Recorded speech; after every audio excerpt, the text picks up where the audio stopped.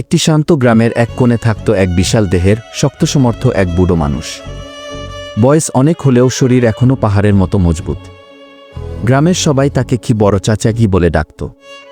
বড় চাচার ছিল একটি খুব প্রিয় আপেল গাছ। নিজের সন্তানের মতো সে আপেল গাছটাকে যত্ন করত, প্রত্যেক দিন গাছ থেকে পানি দিত। প্রতিদিন সকালে গাছের নিচে বসে সে গল্প করত। যদিও সেখানে মানুষ ছিল না, ছিল একটি সাদা কবুতর। কবুতরটা প্রতিদিন এসে গাছের ডালে বসত আর কুটকুট করে আপেল খেত।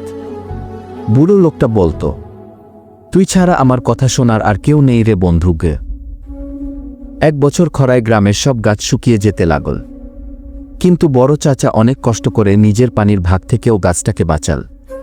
একদিন সে অসুস্থ হয়ে পড়ে আর বাইরে আসতে পারল না। কয়েকদিন পর গ্রামের লোকেরা দেখে কবুতরটা প্রতিদিন জানালায় বসে ডাকছে। লোকেরা খেয়াল করল কি করা যায়, অনেক টাকা লাগবে, আপেল গাছ ভর্তি পাকা আপেল। সবাই সিদ্ধান্ত নীল গাছের আপেল বিক্রি করবে, তারপর ডাক্তার নিয়ে আসবে। আপেল বাজারে নিয়ে বিক্রি করল গ্রামবাসীরা। গ্রামবাসীরা আপেল বিক্রি করে বুড়োর চিকিৎসার ব্যবস্থা করল। সুস্থ হয়ে বড় চাচা শুধু হেসে বলল, আলহামদুলিল্লাহ। গাছকে ভালোবাসলে আল্লাহ মানুষ পাঠান না, কবুতর পাঠান।